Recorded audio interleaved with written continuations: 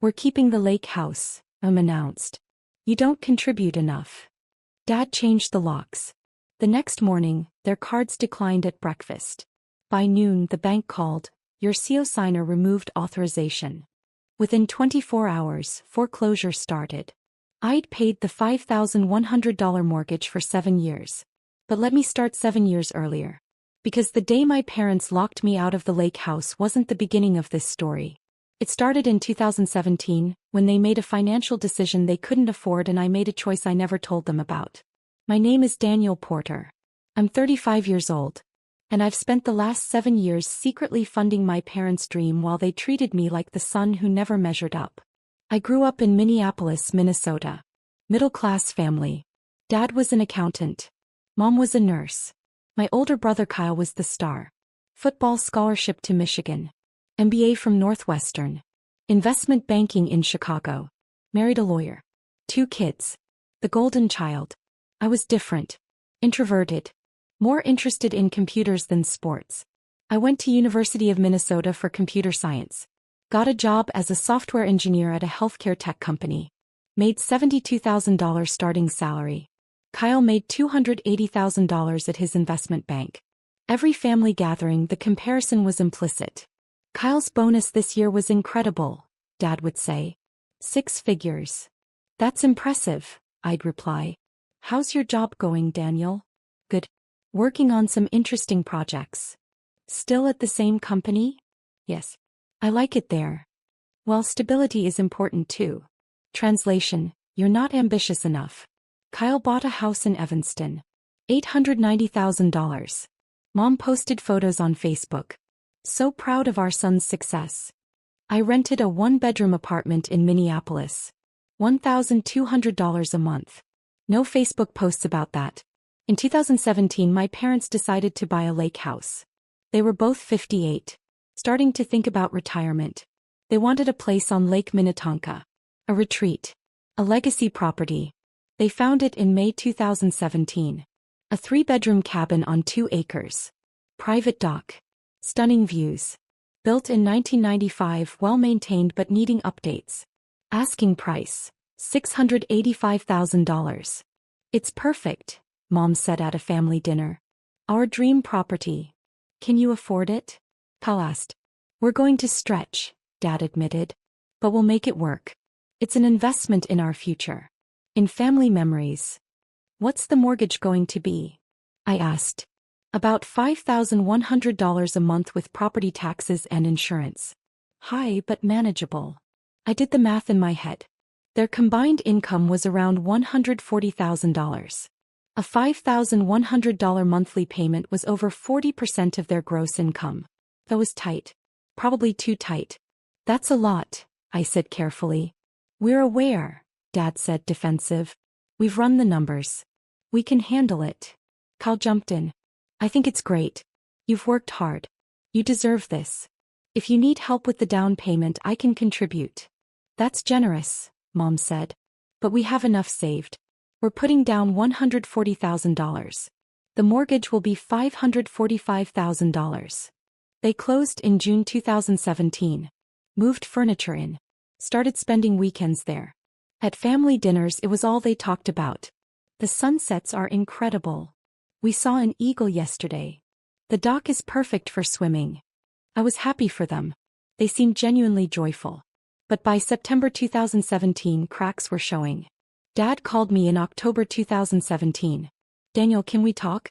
"Privately." "Sure. What's going on?" "The lake house. The mortgages. It's tighter than we expected." "How tight?" "We're struggling. Between the mortgage and our regular expenses, we're barely making it. We've had to dip into savings twice already." "Can you refinance?" "Not yet. We just closed. And honestly, the payment would still be too high even with a better rate." "What are you going to do?" "We're not sure. We don't want to sell. We just bought it. But we might not have a choice." "Have you talked to Kyle?" "He's dealing with a lot right now. Work is intense. The kids are expensive. We don't want to burden him." "But you'll burden me," I thought. "What do you need?" I asked. "I don't know. Maybe nothing. I just wanted to tell someone. Your mom doesn't know how stressed I am." We hung up. I thought about it for 3 days. Then I made a decision. I called the mortgage company. First National Bank. I'd like to make a payment on my parents' mortgage. Are you listed on the loan? No. But I'm their son. Can I make a payment? We can accept payments from anyone. But you won't have access to account information unless you're on the loan. I want to be added as a co-signer. Can I do that? That would require refinancing or a loan modification. You'd need to go through the application process. I thought about it. My credit was excellent.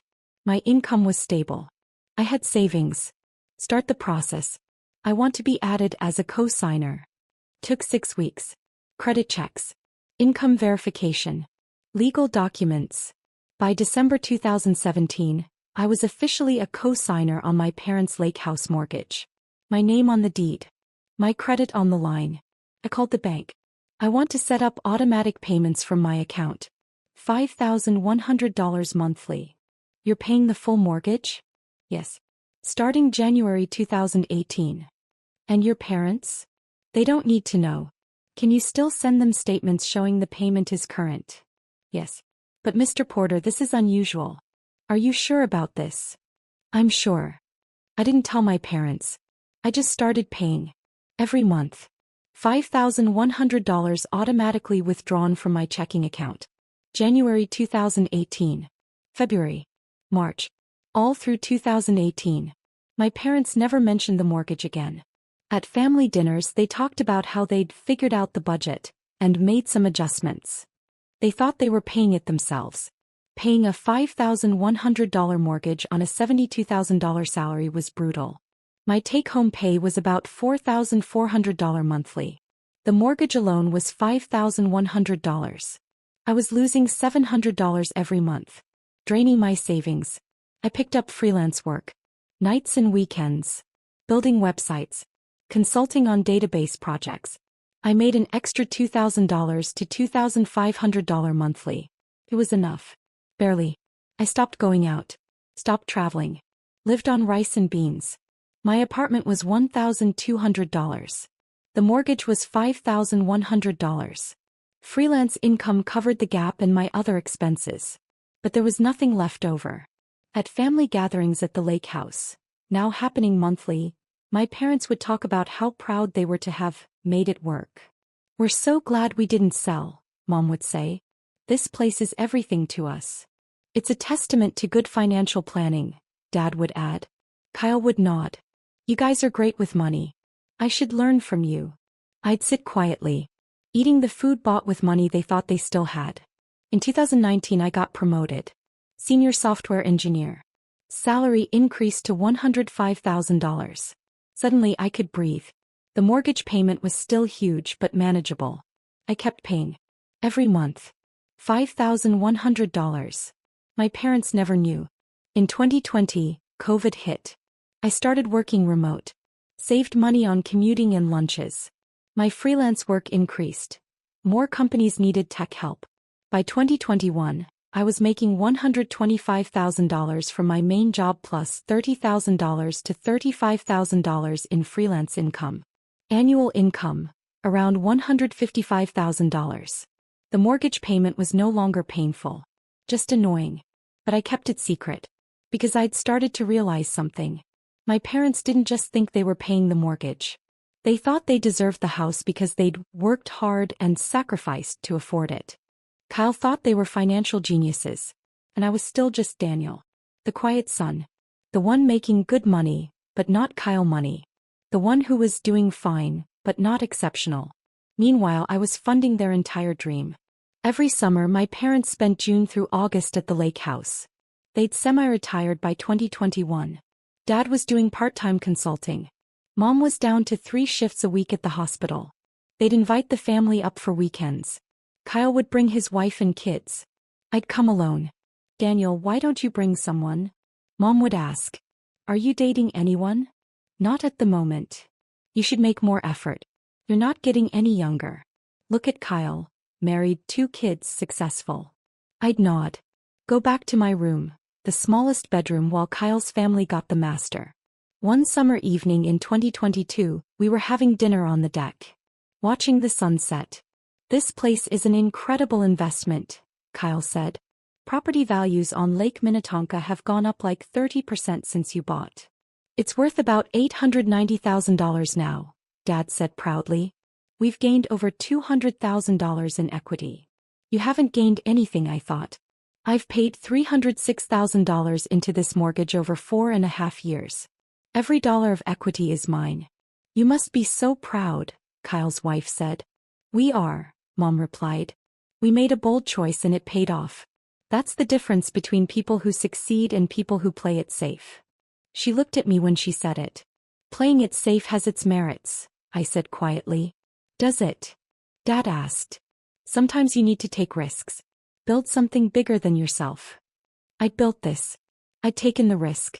I'd funded their dream with $5,100 every month for 54 months straight. But they didn't know that. In August 2024, my parents called a family meeting. Kyle flew in from Chicago. I drove from Minneapolis. We met at the lake house on a Saturday afternoon. We have something to discuss, Dad said once we were all gathered on the deck. What's going on? Kyle asked. Your mother and I are making some changes. Estate planning. Legacy decisions. Hey, I said. We want to talk about the lake house. What happens to it when we're gone? Mom took over. This property is our pride and joy. We've worked so hard to keep it. To maintain it. We want it to stay in the family. That makes sense, Kyle said. We've decided to leave it to you, Kyle. The words hung in the air. Kyle looked surprised. Really? Wow. That's generous. You have a family, Mom explained. Kids who can enjoy it. You've been successful. You understand the value of property. What about Daniel? Kyle's wife asked, glancing at me. Daniel is welcome to visit, of course, Dad said. But Kyle will inherit the house. It makes the most sense. I was quiet. Processing. Daniel, you understand, right? Mom asked. You're not married. No kids. You don't need a lake house. I understand, I said slowly. Can I ask a question? Of course. How much is left on the mortgage? Dad pulled out his phone. Check something. About $387,000. We've been paying it down steadily. Should be paid off by the time we're 75. And you're leaving the house to Kyle. With the mortgage. No, Dad clarified. By the time we pass, hopefully not for many years, the mortgage will be mostly paid off. Kyle will inherit a valuable asset. What if something happens before then? What if you can't make the payments? We'll figure it out, Mom said. We always have. Have you? I asked. Something in my tone made everyone look at me. What does that mean? Dad asked. How much do you think you've paid into this mortgage over the last 7 years? I don't have the exact number, Dad said, defensive. But we've made every payment. On time. For 7 years. Have you? Mom's face tightened. Daniel, what are you implying? I'm asking if you know who's actually been paying the mortgage. We have, Dad said firmly. Check your bank statements. Your actual account. The one you think the mortgage payments come out of. Check how much you've paid. Dad pulled out his phone. Started scrolling. His face went pale. There are no mortgage payments showing. Because you haven't made any, I said quietly. I have. Every month. Since January 2018. $5,100. I've paid $428,400 into this mortgage over 7 years. The deck went silent. Kyle stared at me. You've been paying their mortgage? Yes. Why? Because in October 2017, Dad called me and said they couldn't afford it. They were going to lose the house. So I became a co-signer. Started making the payments. Mom's hand went to her mouth. That's not possible. It's very possible. I'm on the deed. I'm on the loan. I'm the co-signer. Check with the bank. Dad was scrolling frantically through his phone. The statements, they just show, payment received. I assumed it was our autopay. It was my autopay. From my account. For 7 years. Daniel. Mom started. You're welcome, by the way. For the $428,400. For the 7 years of payments.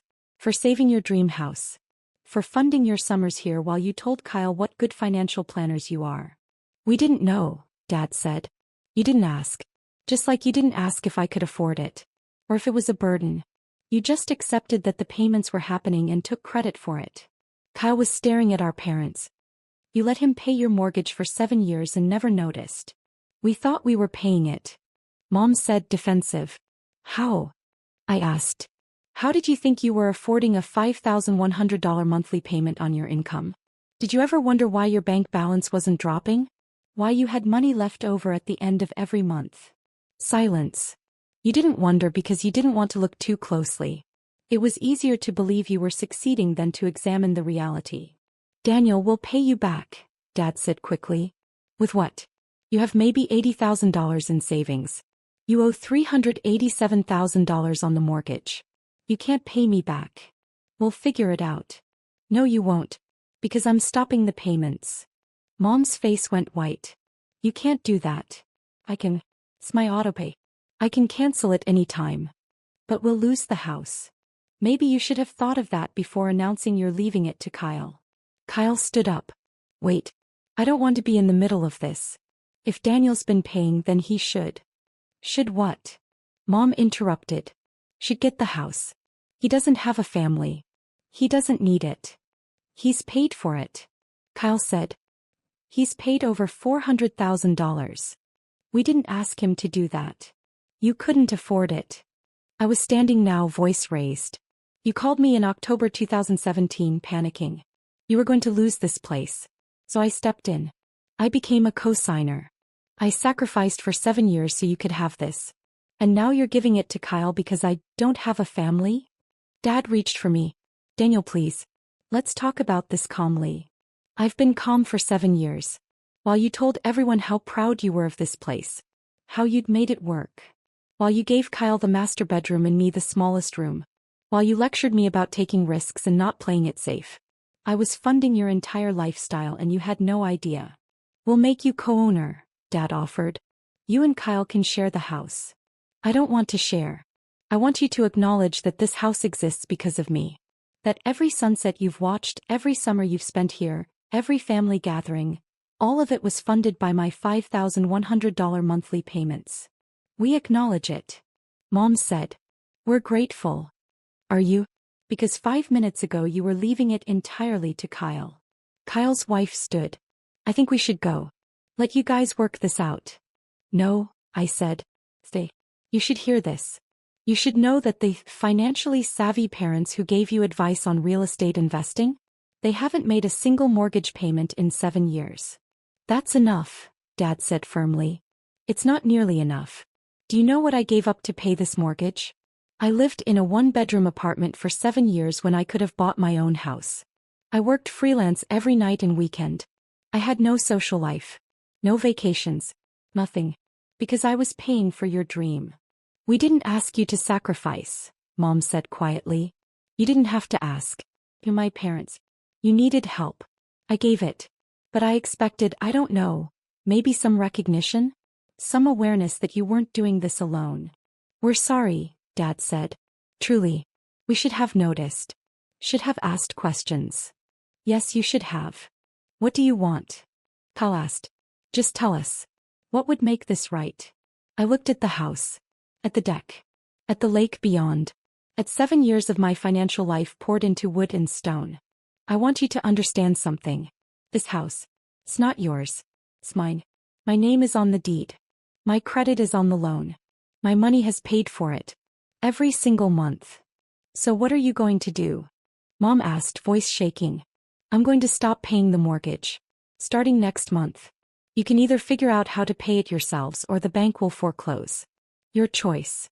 Daniel, please. I'm done. I'm done being the son who doesn't matter. The one who's just doing fine. The one who doesn't need recognition because Kyle is so much more impressive. I walked inside. Grabbed my bag. Headed for my car. Kyle followed me. Daniel, wait. What? I had no idea. About any of this. If I'd known. You would have what?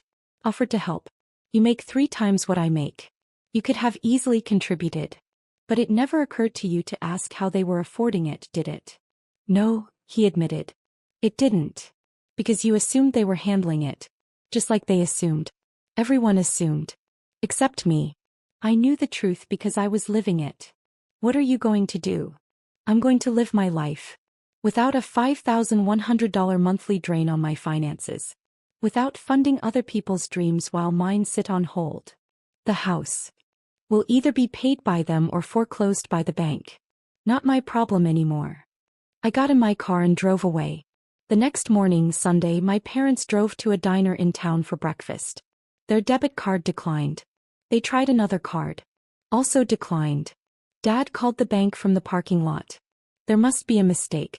Our accounts show insufficient funds. The bank representative checked. Mr. Porter, your co-signer removed authorization for automatic deposits into your linked accounts.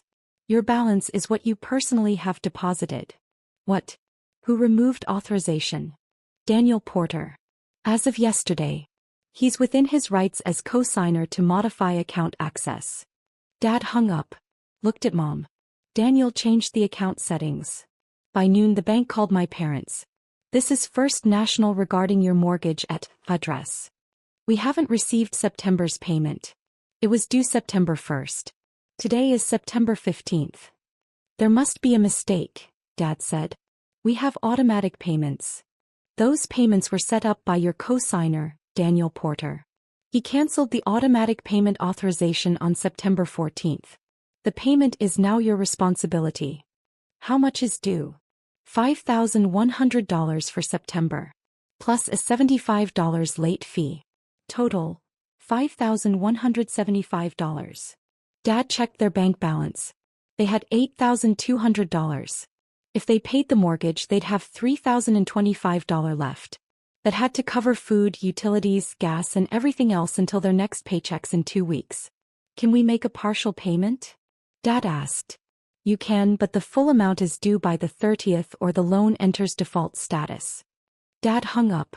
He and Mom sat in their car in the diner parking lot. Cards declined, mortgage due, finally understanding the reality. I'd been paying for 7 years. And now I wasn't. By Monday morning my parents were panicking. They called Kyle. We need to borrow money. Just for this month. $5,000. Kyle, to his credit, asked why. They explained. He was silent. You haven't been paying your own mortgage? We thought we were. The statements showed payments received.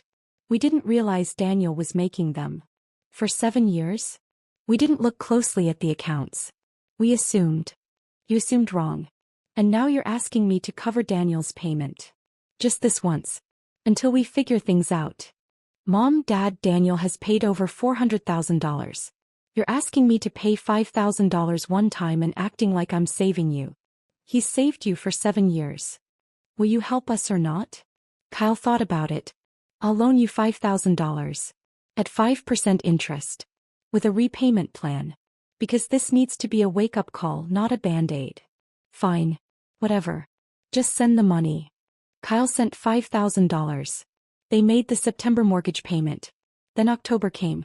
They couldn't make the payment. They asked Kyle again. He said no. You need to solve this yourselves. Sell the house. Downsize. Figure it out. They asked friends, family. Everyone said the same thing. Sell the house. By November 1st, they were 30 days late on the October payment. The bank sent a default notice. By December 1st, they were 60 days late on 2 payments. The bank started foreclosure proceedings. My mother called me, crying. Daniel, please. We're going to lose everything. You're going to lose a house you couldn't afford. It's our dream. It was my sacrifice. For 7 years. We'll sign over the house to you. Put it entirely in your name. Just start paying again. Why would I do that? So you can keep living there for free while I continue to drain my finances. We're your parents. And I'm your son. The one you were giving nothing to. Remember? The house was going to Kyle because I don't have a family. We were wrong. We see that now. You see it because you're losing the house. Not because you actually value me. That's not fair. None of this has been fair, Mom. Not for 7 years. She hung up. In January 2025, the bank foreclosed. My parents had to vacate by February 28th. They moved into a small 2-bedroom condo in Minneapolis. $1,800 a month. The lake house sold at foreclosure auction for $745,000. The bank recovered their $387,000.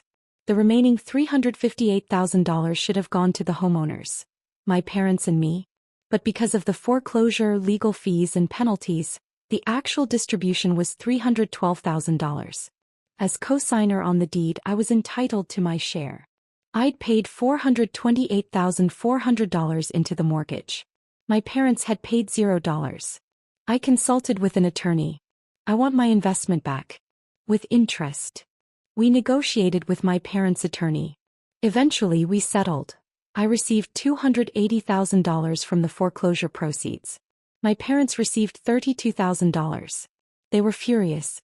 You're taking our equity. I'm taking my equity.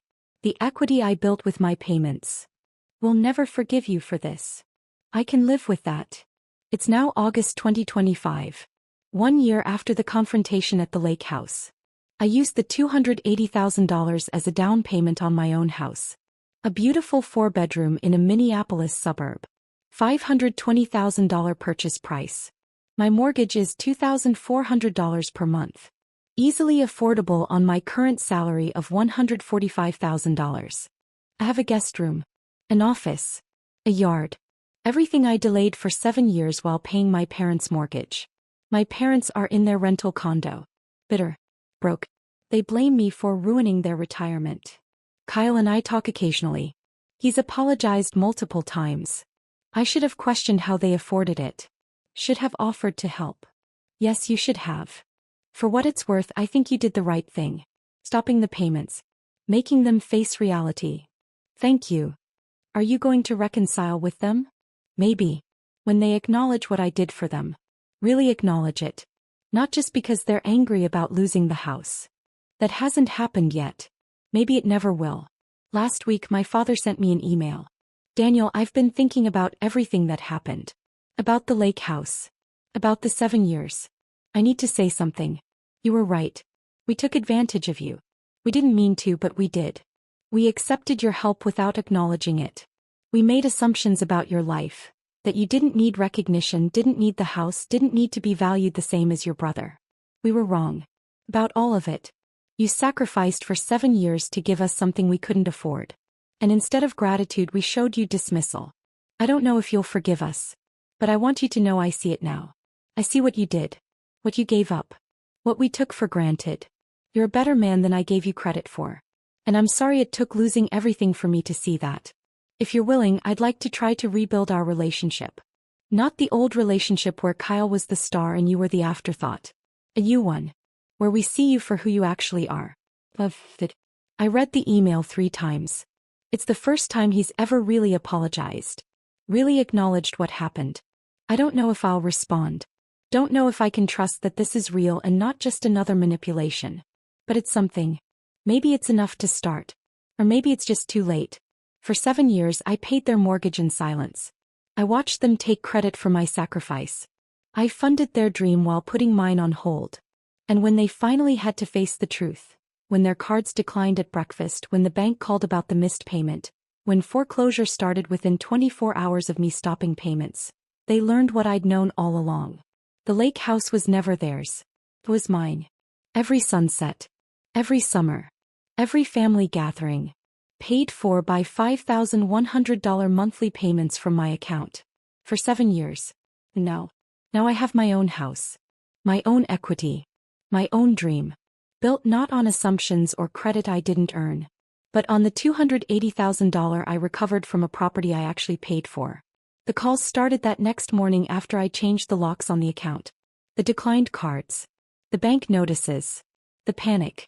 Within 24 hours, foreclosure proceedings began. And my parents learned the most expensive lesson of their lives. When you take someone's sacrifice for granted, eventually they stop sacrificing. And then you pay the price. All of it.